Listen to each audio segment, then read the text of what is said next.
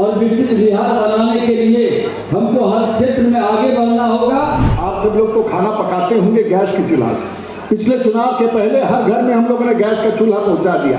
हमारे नौजवानों के अंदर एक नई भाव पैदा कर रहा है। तो जरा लगा दीजिए उस स्लाइड को जो मैंने भेजा है। सारण की धरती पर आज के तारीख में 32,000 करोड़ रुपया का काम चल रहा है। हमारे संजय जायसवाल की वहां भी आज जो भी कार्यक्रम का शिलान्यास हुई है, तो इसलिए आज बिहार में जो भी हमारे नेशनल वाटरवेज है, सभी नेशनल वाटरवेज को बढ़ावा देने के लिए सरकार की तरफ से कदम उठाया गया है। और विशेष रूप से एक बात हमारे लिए बहुत महत्वपूर्ण है। पहले जो भी हमारी कानून व्यवस्था थी, इस कानून व्यवस्था के जरिए एक प्रांत से दूसरी प्रांत हिंदुस्तान, यानी कि एक जलमार्ग से दूसरे जलमार्ग तक जाने के लिए अलग अलग आपको सर्टिफिकेट लेना पड़ता था।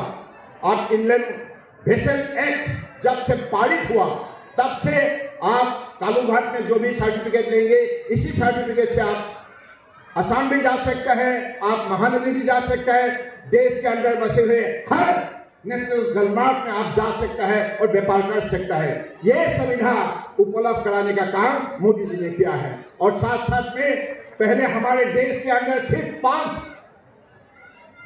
राष्ट्रीय जलमार्ग हुआ करता था, सिर्फ 5 में सीमित था।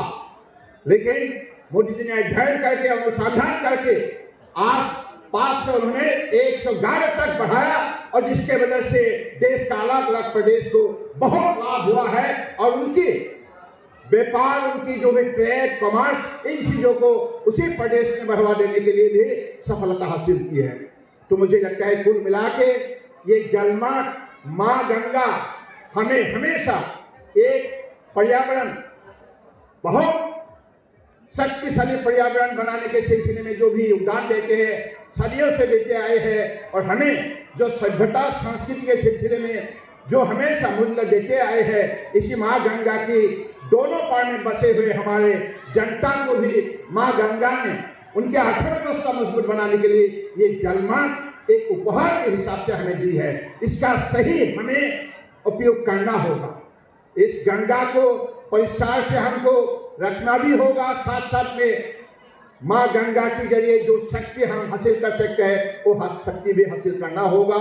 मुझे रोजी साहब ने जो भी चिंता व्यक्त की है कि ड्रेजिंग के सिलसिले में हमारे इस गंगा की सारी स्टेट में जहां जहां हमारा चुनौती है, नदी के गहराई के सिलसिले में, पानी के सिलसिले में, उस गहराई को बढ़ाया जाएगा। और इसके लिए ड्रेजिंग का व्यवस्था हमारी मंत्रालय से कर चुका है, चिंता का कोई बात नहीं। मोदी जी के निर्देश के मुताबिक मैं आप लोगों का पास में खड़ा हूं और ये बोलने के लिए आया हूं कि मां गंगा हमें सदियों से आशीर्वाद देती आई है, हमारे जीवन सजाने का काम किया है, हमें संस्कार भी दी है, संस्कृति भी दी है, हमें फसल भी दी है, हमें अर्थव्यवस्था भी दी है। तो इसलिए उस मां गंगा का आशीर्वाद लेके ही हमें आगे बढ़ना होगा। और आज 2 साल पहले, मुझे अभी भी याद है, लाल बहादुर शास्त्री भेषज के जरिए पहली बार के लिए पांडु से, हमारे पटना से पांडु तक 1600 किलोमीटर रास्ता पार करने का हम लोगों ने काम किया था। 190 मेट्रिक टन हमारे खाने का सामान हम लोग ले गए थे, फूड मटेरियल ले गए थे FCI की। तो तब से ये बात साबित हुई कि पिछली सरकार ने जो भी बोला था बार बार कि गंगा में पानी नहीं है, गंगा में नाव नहीं चल सकता है, फेरी नहीं चल सकता है, कार्गो वेसल नहीं चल सकता है, लेकिन ये झूठ है। ये साबित मोदी जी ने करके दिखाया। आपको नहीं लगता है क्या? आपको नहीं लगता है क्या? पिछले 10 साल के अंदर इसका जिस हिसाब से गतिविधि हुई है, आज इसी गंगा में इलेक्ट्रिक कतामारण वेसल चलने लगा है, यानी कि ग्रीन वेसल चलने लगा है। यानी कि गंगा, एक गंगा के जरिए अगले दिनों में और भी नए नए कदम उठाया जाएगा। सरकार की ऐसा लक्ष्य है, सिर्फ आप लोगों का सहयोग चाहिए, आप लोगों का आशीर्वाद, आप लोगों का सहयोग बने रहे तो निश्चित रूप से हमारे कार्यक्रम को हम सही दिशा पर आगे ले जाने में हम सफलता प्राप्त करेंगे।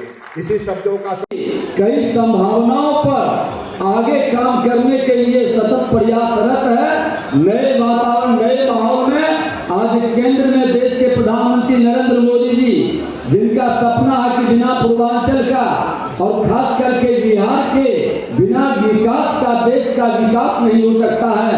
विकसित भारत तभी बनेगा जब बिहार विकसित बिहार बनेगा, और विकसित बिहार बनाने के लिए हमको हर क्षेत्र में आगे बढ़ना होगा। और आप सबका उसमें स्नेह, आशीर्वाद, सहयोग से डबल इंजन की सरकार मिल करके बिहार के अंदर फिर से सुशासन और विकास की गति को बढ़ाएगा। अपराध भ्रष्टाचार से मुक्त बिहार में एक अहम भूमिका रोजगार का अवसर निभाता है, और इस काम में बहुत तेजी से काम होगा। हमारे माननीय मंत्री जी को निकलना भी है, समय कम है। हमारी शुभकामना है इस क्षेत्र में, और खास करके हम अपने सांसद महोदय को हृदय से धन्यवाद देते हैं कि जो आपका भागीरथी प्रयास रहता है वो जमीन पर उतरता है। और आप ऐसे भी मौसम बदला है, कपकपाती ठंड से भी बाहर निकल रहा है, और बिहार के राजनीतिक वातावरण भी बदला है। विकास की गति सुशासन के साथ, नए माहौल में सकारात्मक ऊर्जा के साथ नए बिहार की ओर हम बढ़ने के लिए संकल्पित है। बिहार के अंदर हमारी प्रतिभा अपना धमाल मचा चुका है पूरे देश के अंदर, लेकिन रोजगार के अवसर में हम नई नई संभावनाओं को तलाश रहे हैं, और ये नई संभावनाएं इस क्षेत्र में भी बड़ा अवसर प्रदान करेगा। हमारी शुभकामना है इस क्षेत्र के लोगों को कि आज पटना राजधानी के बगल में यह क्षेत्र विकास के लिए जो मूलभूत आधार संरचना के लिए बहुत बड़ा, अभी हमारे सांसद महोदय ने बताया कि किस तरह से आयुष मंत्री जी के कुशल मार्गदर्शन में अंतर्देशीय जल परिवहन क्षेत्र के विकास में लगातार प्रयासरत है। पहले ही आना चाहिए। और जो हमारा भविष्य में एक रोजगार का बड़ा अवसर प्रदान करेगा, स्वरोजगार की ओर एक वातावरण बनाएगा, हमारे नौजवानों के अंदर एक नई भाव पैदा कर रहा है। और हमारा राष्ट्र पहले इतिहास के पन्नों में मजबूत था, तो इसलिए मजबूत था, बड़े बड़े शहर नदी के किनारे इसीलिए बसे थे। हमारे बड़े तीर्थों का आवागमन इसी जलमार्ग से होता है। जलमार्ग के कारण वातावरण बदलता है, सुगमता, कम खर्च में बेहतर माहौल का जगह बनता है। और आज कहीं न कहीं ये जलमार्ग विकास परियोजना के तहत गंगा, भागीरथी, हुगली नदी प्रणाली में वाराणसी से हल्दिया के बीच लगभग 1390 किलोमीटर भाग में नदी की नौवहन क्षमता को जलयान के लिए 2000 DWT तक बढ़ाया जा रहा है, जिससे फेयरवेल विकास कार्य और गंगा नदी के किनारे के कई multi modal, inter modal terminal और सामुदायिक योजनाओं का निर्माण शामिल है। इसके तहत कालू घाट में इंटर मॉडल IW टर्मिनल का निर्माण किया गया। 82 करोड़ रुपए की कुल परियोजना लागत पर निर्मित यह टर्मिनल रक्सौल के माध्यम से, जो हमारे सांसद बैठे हैं माननीय संजय जायसवाल जी का, उनकी भी बड़ी भागीदारी रही है। नेपाल जाने वाले कार्गो के लिए IWT प्रदान करेगा। कंटेनर यात्रा के लिए प्रति इसकी क्षमता 77,000 TEU होगी। और माननीय उप मुख्यमंत्री महोदय के स्वागत का हम सौभाग्यशाली हैं। भारत का पत्तन पोत परिवहन मंत्रालय। एक समय ऐसा था जब 1996 में जब मैं यहाँ आया था, 40 मेगावाट बिजली मुश्किल से खपत होता था। आज सारण जिला का बिजली का खपत पूरे बिहार का सबसे ज्यादा है। 350 मेगावाट बिजली का खपत आज सारण जिला में। और ये कैसे हो पाया? आज रसूलपुर का ग्रिड देखिए 200 KVA का। आज फिर से एक बड़ी योजना जो अगले 100 साल राजीव प्रताप रूडी रहे ना रहे, विजय सिन्हा रहे ना रहे, डॉक्टर संजय जायसवाल नहीं रहे, कोई भी नहीं रहेगा, लेकिन आने वाली पीढ़ी के लिए 800 करोड़ रुपए का 400 केवीए का ग्रिड मूड़ा में गरखा में स्वीकृत हो गया है, जो सिर्फ पटना को ही बिजली नहीं देगा, कलकत्ता तक बिजली जाने का काम यहां से किया जाएगा। इसी मैं आज की सोच के नहीं चलता, मैं आने वाले 100 साल की सोच के चलता हूं। जिस दिन दिगवारा शेरपुर का पुल का निर्माण हो जाएगा, जिस दिन जेपी सेतु के पुल का निर्माण हो जाएगा, आप सब लोग तो खाना पकाते होंगे गैस की चूल्हा से। पिछले चुनाव के पहले हर घर में हम लोगों ने गैस का चूल्हा पहुंचा दिया, लेकिन इस चुनाव में आपके गांव में क्या जा रहा है? भारत में ऐसा कहां हुआ होगा? लोग शहर में गैस पाइपलाइन से गैस लेते हैं, लेकिन सारण जिला भारत का पहला जिला है जिसके गांव-गांव में पाइपलाइन से गैस पहुंचाया जा रहा है, और उसका काम तो शुरू हो गया। सोनपुर के कई गांवों में पहुंच गया है, गरखा के बाजार में पहुंच गया है, परसा के बाजार में पहुंच गया है। पूरे भारत में ऐसा कहीं नहीं हो रहा होगा। और जो महीने में खर्चा 3 सिलेंडर का होता है, आज 1 सिलेंडर के खर्चे पर अपने घर का खाना पका लेते हैं। हम तो आमदनी इस प्रकार से बढ़ाते हैं, चाहे वो पाइपलाइन का सवाल हो, चाहे वो बिजली का हो, चाहे वो सड़कों का जाल हो, चाहे वो बाईपास हो, चाहे छपरा बाईपास हो, उसका निर्माण शुरू हो गया है, चाहे गरखा बाईपास हो, उसका निर्माण शुरू हो गया है, चाहे वो अमनौर का बाईपास हो, उसका निर्माण शुरू हो गया है, चाहे वो परसा का बाईपास हो, उसका निर्माण। मैं अगर सूची पढ़ना शुरू करूंगा तो सैकड़ों की संख्या में ऐसी योजनाएं हैं जिसकी लागत 32,000 करोड़ रुपया तक है। लेकिन आज ये योजना क्या है जो सर्बानंद सोनोवाल साहब आए हैं? कल किसी ने पूछा, आज से मैं 3 दिन पहले इससे लाभ क्या है? मैंने कहा कि 5 साल के बाद जब यहाँ लगातार बड़े बड़े जहाज आएंगे, लोगों ने कहा जहाज कैसे आएंगे, पानी तो है नहीं, तो आज ही माननीय मंत्री जी ने स्वीकृति दी है, छपरा से लेकर के सोनपुर के सोने तक, गंडे तक 32 किलोमीटर ड्रेजिंग का काम शुरू कर दिया जाएगा। और आने वाले दिनों में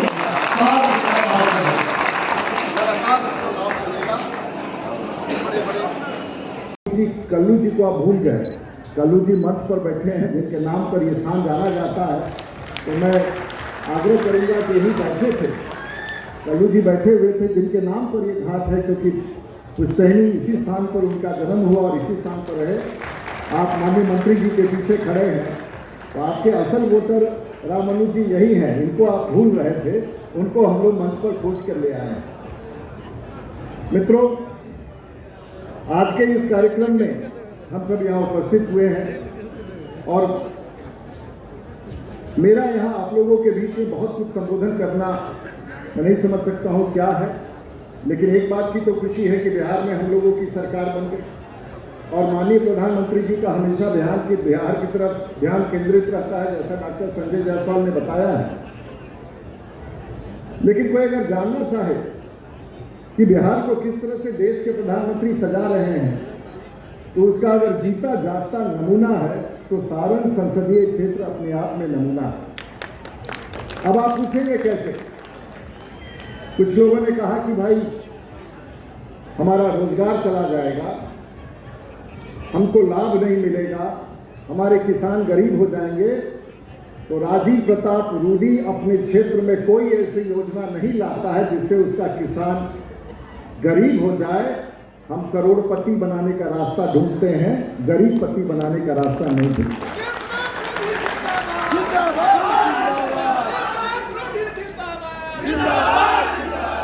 अब आप पूछेंगे ये कौन सा फॉर्मूला है कि आप करोड़पति बनाते हैं? और हम कई बार अपने भाषण में विजय जी लोगों को कहते हैं कि दक्षिण के नेता अमीरी बांटते हैं और बिहार के नेता गरीबी बांटते हैं, और इस परिभाषा को हम बिहार में बदलना चाहते हैं, लेकिन इसको बदला कैसे जाए? और आज मुझे याद है कि यहाँ पर दिगवारा के बहुत सारे लोग बैठे हुए हैं, और जिस दिन शेरपुर दिगवारा पुल का शिलान्यास होगा, काम शुरू हो गया है, तो जो दिगवारा का जमीन 10,000 रुपये कट्ठा नहीं बिक पाता था, आज 10 लाख से 50 लाख रुपये कट्ठा बिक रहा है। अमीरी बनाने का रास्ता हम लोग जानते हैं। आज छपरा के माटी में और गुड़गांव के माटी में कोई बहुत फर्क नहीं है, वहाँ भी किसान उस खेत में अनाज उपजाता है, हमारे भी देहात में लोग खेत में अनाज उपजाते हैं। लेकिन ऐसा क्या है कि आज सोनपुर का, अब तो नहीं है, लेकिन छपरा की धरती के 1 कट्ठे जमीन का कीमत 1 लाख भी ना हो, और वहीं गुड़गांव और हैदराबाद की जमीन की कीमत 1 कट्ठे का 1 करोड़ हो, ऐसा क्या है? वहाँ के राजनेताओं ने आने वाले पीढ़ी के लिए ऐसी संरचना का निर्माण किया है कि वहाँ 1 कट्ठा जमीन 1 करोड़ रुपए में बिकता है।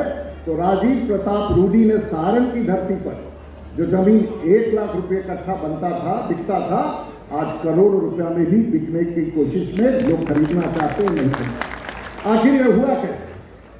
और आज आपको हम एक तस्वीर दिखाना चाहते हैं और पूरे भारत के लोगों को दिखाना चाहते हैं और अपने गरीबों को दिखाना चाहते हैं। और आज ये संभव कैसा हुआ, मैं आपको छोटा सा, आप सब लोगों को अनुमान, आज मैं विजय कुमार जी जो इंग्लैंड वाटर देश के अध्यक्ष हैं, उनसे मेरे बात, और जहां पूंजी लगाया जाता है, बैंक से आप पूंजी लगाते हैं, दुकान लगाते हैं, दुकान में मशीन लगाते हैं, उसमें उत्पादकता करते हैं, उसको बेचते हैं, फिर आमदनी होता है और आपका कद ऊंचा होता है आपके परिवार का। तो राजीव प्रताप रूडी भी छपरा की धरती पर यही कहते हैं। मैं कोई व्यक्तिगत रूप से किसी को ठेकेदारी दिला करके या किसी तरह से मदद करके नहीं कर पाता हूं, लेकिन सारण की धरती पर आज की तारीख में 32,000 करोड़ रुपया का काम चल रहा है। आप पूछेंगे कैसे संभव है? तो जरा लगा दीजिए उस स्लाइड को जो मैंने भेजा है। सारण की धरती पर आज के तारीख में 32,000 करोड़ रुपया का काम चल रहा है, और ये सच्चाई है। अगर आपके बगल में यहां से 4 किलोमीटर दूर गंगा पर नया जेपी सेतु का निर्माण हो रहा है, मैं वहां से शुरू करना चाहता हूं। गंगा नदी पर शेरपुर दिगवारा पुल 4100 करोड़ रुपया, गंगा नदी पर जेपी सेतु के ऊपर पुल 1800 करोड़ रुपया। या नीचे रखो, नीचे ले आओ। आज आपके सारण में चाहे वो बाईपास हो, चाहे वो पुल का निर्माण हो, चाहे वो सड़क का निर्माण हो, आप कहीं भी नजर उठा करके देखिए। आज अगर दिगवारा से बाकरपुर के लिए पुल का निर्माण जो 6 लेन का बनना शुरू हुआ है, वहीं बाकरपुर से लेके दरिहारा तक रोड का निर्माण का टेंडर हो चुका है। और जो वर्षों से लोग कहते थे कि दरिहारा के सामने हाजीपुर जाने के लिए वैशाली जाने का पुल हो, उसका भी निर्माण शुरू हो रहा है।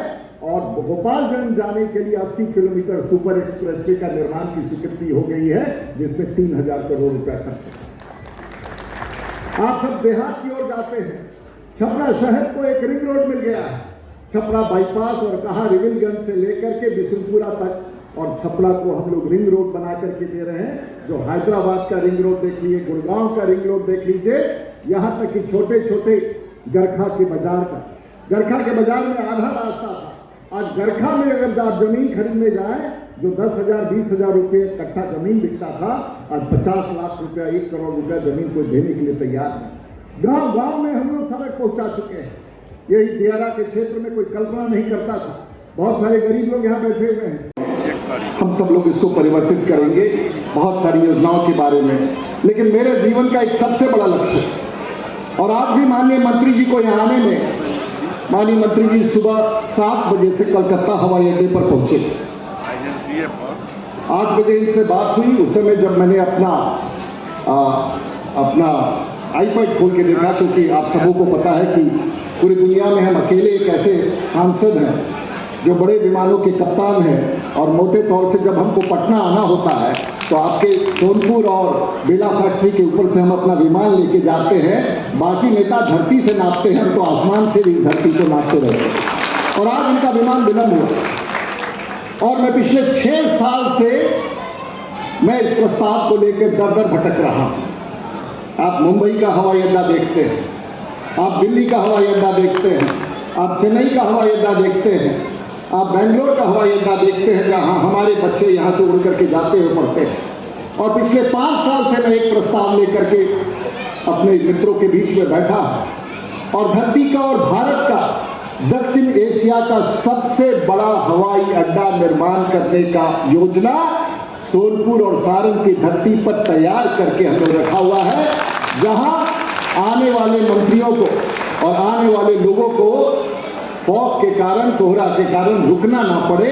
आज क्योंकि पटना में विजिबिलिटी नहीं था, जो उनको 9 बजे उतरना था वो पटना 12 बजे उतरे, और इसी के कारण आपका यहाँ का कार्यक्रम विलंब से हुआ। और मैं जिस दिन कहना चाहता हूं वो पका पकाया तैयार है। पटना से 10 किलोमीटर की दूरी पर दक्षिण एशिया का सबसे बड़ा हवाई अड्डा, जो कलकत्ता से बड़ा होगा, जो रांची से बड़ा होगा, जो बंबई से बड़ा होगा, उसकी योजना तैयार करके रख दी है। और जिस दिन उसकी योजना तैयार होकर के पड़ी हुई है, मैं माननीय उप मुख्यमंत्री से कहना चाहूंगा कि अगले 100 साल की बात अगर बिहार में विकास का हमें करना है तो ऐसी बड़ी योजनाओं को, क्योंकि भगवान ने जमीन बनाना बंद कर दिया। अब भगवान जमीन बनाना बंद कर चुके हैं और अभी हम लोगों ने, सोनपुर के लोगों ने बड़े हवाई अड्डा के लिए, एरो सिटी के लिए, स्टेडियम के लिए जमीन बचा के रखा है। आपसे विनती है कि बिहार का सबसे बड़ा स्टेडियम, सबसे बड़ा हवाई अड्डा यहां से 2 किलोमीटर की दूरी पर आने में, पटना से यहां जब 4 लेन और 6 लेन पुल का निर्माण हो जाएगा, मुश्किल से पटना से 20 से 25 मिनट लगेगा। और जो लोग बालू ढोते हैं वो हवाई जहाज का कारोबार कर पाएंगे। मेरी तो ये कल्पना है कि वैसे गरीबी से उनको बाहर निकाला। हम तो आगे की सोच रहे हैं, आप बालू की सोच रहे हैं, हम तो वहां से सोना निकालने की बात कर रहे हैं। फर्क इतना ही है कि कोई आपको गरीबी दिखाता है, राजीव प्रताप रूडी इन गरीबों को अमीरी का सपना दिखा करके उसे सच बनाता है। फर्क इतना, आप जिस आधार पर जीना चाहते हैं मैं उस आधार पर नहीं जीना चाहता। आपकी बेबसी को मैंने देखा है, आपकी गरीबी को हमने देखा है, आपके थाने और पुलिस और कचहरी के मार को देखा है, आपके ट्रकों को जब्ती को देखा है। अगर हमें उसे बदलना है तो आपके पास अमीरी लाना होगा, और आने वाले पीढ़ी के लिए अमीरी का रास्ता मात्र भारतीय जनता पार्टी के नेताओं के पास है, डॉक्टर संजय जायसवाल के पास है, राजीव प्रताप रूडी के पास है, देश के प्रधानमंत्री के पास है। मैं अधिक नहीं कहना चाहूँ। सोनावाल साहब आप आए, पिछले 8 साल से आप तक दस्तखत किया हुआ आपका हस्ताक्षर है और मैं आपका आभार व्यक्त करना चाहूंगा।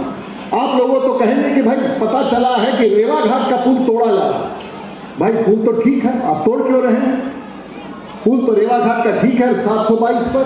पुल इसलिए तोड़ा जा रहा है कि पिछले 7 साल से हमारा ये सपना था कि सोनपुर के घाट से, बड़े जहाज से हम रक्सौल पहुंच जाए। ये मेरा सपना है। और आपका बालू घाट पर नहीं उतरे, आपका बालू जेटी पर उतरे और यहां से कलकत्ता और बंबई चला जाए। मेरा तो ये सपना है। लेकिन आपको लग रहा है कि यहीं पर रोक रहे हैं। नहीं रोक रहे हैं, आपको हम बढ़ाने के लिए आए हैं, आपको घटाने के लिए। राजीव प्रताप रूडी अपने पॉलिटिकल जीवन में बढ़ाने का ही काम करता है, किसी को घटाने का काम नहीं करता। और ये सच्चाई है। हम आपसे आग्रह करते थे और मैं आपका आभार व्यक्त करना चाहूंगा। रेवा घाट पुल तोड़ दिया जाएगा तो आप पूछेगा कि भाई पुल तो ठीक ही था, आप क्यों तोड़ रहे हैं? पुल इसलिए तोड़ा जाएगा कि जो हमारे बड़े नाव हैं, जो हमारे कार्गो हैं, जो हमारे बड़े फ्रेटर हैं, वो सीधा उस पुल के नीचे से गुजर नहीं पा रहे थे, जिसके कारण नेशनल वाटरवेज 37 और आपका जो जेटी बना है बेतिया में, उसका भी कोई फायदा नहीं होता। तो वहां उसका स्पैन साइज हम नहीं जानते हैं, लेकिन बड़े जहाजों को पार कराने के लिए, और ये आने वाले दिनों में सच्चाई है, ये कोई साधारण बात नहीं है जो हम लोग कर रहे हैं। और वहां की भी स्वीकृति हो गई है। National highway authority of India से 2000 करोड़ रुपए की लागत से नए पुल का भी निर्माण किया जाएगा, जिसके नीचे से नाव निकल के जा सके और बड़े जहाज जा सके। अलग अलग तरीके से सोच के हम लोग अपने जिला को सजा रहे हैं। अलग अलग तरीके से सोच रहे हैं किस तरह से आने वाली पीढ़ियों का रास्ता खुल सके। छोड़ दीजिए नमामि गंगा का बात, छोड़ दीजिए घाटों के निर्माण का। लोग कहते हैं पटना के लोगों से छपरा के लोगों का कंपटीशन रहता है। आज पटना के लोगों से हम साफ कहना चाहेंगे कि छपरा बहुत आगे है, सोनपुर बहुत आगे है। और आज भी सोनपुर के घाट पर प्रत्येक दिन 5 से 10 हजार लोग टहलने जाते हैं। वैसा घाट पूरे बिहार में निर्मित नहीं हुआ है जो सोनपुर में। हम कहां की बातें उठा करके लाए। मैं आभार व्यक्त करना चाहूंगा माननीय सोनावाल साहब का कि आपने सारण जिला के लिए और देश के माननीय प्रधानमंत्री ने जिस प्रकार से हम लोगों को समर्थन दिया है, जिस प्रकार से आने वाले दिनों में हम विस्तार और विकास का काम कर रहे हैं, जिस प्रकार से यहाँ के आने वाले भविष्य और बच्चों को सुधारने का हम लोग प्रयास कर रहे हैं, जिस प्रकार से यहाँ की महिलाओं को घर घर तक हम लोग गैस और बिजली और पानी पहुँचा रहे हैं, आने वाला पीढ़ी हमेशा इस विषय को याद रखेगा। और याद रखिएगा, आज से 5 से 10 साल के बाद जब हम लोग यहाँ पर बैठेंगे तो यहाँ पर आपके जैसे कारोबारी हजारों करोड़ रुपया का काम इसी टर्मिनल के माध्यम से करते हुए मुझे दिखेंगे। और इसीलिए आज की ये शुरुआत आने वाले दिनों में बिहार और सारण की धरती के लिए सबसे बड़ी शुरुआत है। मैं इन्हीं शब्दों के साथ, इन्हीं अभिनंदन के टनल बन चुका है। जैसे परम आदरणीय प्रधानमंत्री जी ने ये जो जलमार्ग विकास प्रकल्प 5,000 करोड़ लागत से उसको साकार करने के लिए, लागू करने के लिए जो भी उन्होंने निर्देश दी थी, उसी निर्देश को पूरा करने के लिए हमारे मंत्रालय की तरफ से ये कदम उठाया गया है। बिहार प्रदेश सरकार का सहयोग है और विशेष रूप से हमारी यहाँ की जो भी स्थानीय लोकप्रिय सांसद रुडी जी और सांसद जायसवाल जी, उन लोगों ने जो भी सहयोग दी है पिछले दिनों में, इसलिए मैं उन लोगों का आभार व्यक्त करना चाहता हूँ। और मैं विशेष रूप से अपने विभाग की तरफ से परम आदरणीय प्रधानमंत्री जी को विशेष रूप से आभार व्यक्त करना चाहता हूँ, क्योंकि उन्होंने पिछली 10 साल के अंदर जलमार्ग विकास के लिए जो भी उन्होंने कदम उठाए, इसके वजह से आज देश जाग उठा है। आप अनुमान कीजिए, अप टू 2014 हमारे cargo handling capacity was limited to only 7 million metric ton, 7, और अब 10 साल के अंदर 126 तक उसका बढ़ोतरी हुए। ये जो ग्रोथ है, इस ग्रोथ को आप देखकर अनुमान कीजिए परम आदरणीय प्रधानमंत्री ने कितना कदम उठाया। जलमार्ग में बसे हुए शक्ति, संपदा, संभावना को उजागर किया और इसके जरिए देशवासियों को सशक्तिकरण की है, देशवासियों को अर्थव्यवस्था मजबूत किया। विशेष रूप से किसान भाइयों को और हमारे जो भी व्यापार में शामिल जो व्यापारी है, स्थानीय व्यापारी को और साथ में युवाओं को सशक्तिकरण करने में जलमार्ग विकास के जरिए उन्होंने मदद की है। बिहार में तो डबल इंजन की सरकार की कमी है, मदद निश्चित रूप से होगा। Okay, thank you. ये लो मुंह मीठा करो, आज मैंने अपना जॉब छोड़ दिया, अब हम पूर्णिया वापस जाएंगे। जॉब छोड़ दिया है? मतलब ये घर कैसे चलेगा? हम करेंगे क्या? और माँ बाबूजी क्या बोलेंगे? इसलिए मैं एक और मिठाई का डब्बा लाया। अपने बिजनेस के लिए लोन अप्रूव हो गया। अरे लोन अप्रूव हो गया वो तो ठीक है, लेकिन पूर्णिया में हम रहेंगे कहाँ? अपना घर भी तो नहीं है वहाँ। इसलिए तो एक और मिठाई का डब्बा अलग से लाया हूँ। हमने पूर्णिया में घर ले लिया है, पूर्णिया के ई होम्स पैनोरमा में। पूर्णिया में पैनोरमा ग्रुप लेकर आए हैं ई होम्स पैनोरमा। बड़ा घर, आलीशान जिंदगी और अत्याधुनिक सुविधाओं के संग। अरे अब क्यों मुंह मीठा करवा रही हो? क्योंकि हम घर वापसी जो कर रहे हैं। घर वापसी की खुशी पूर्णिया में ई होम्स पैनोरमा के संग। ई homes panorama, luxurious lifestyle redefined.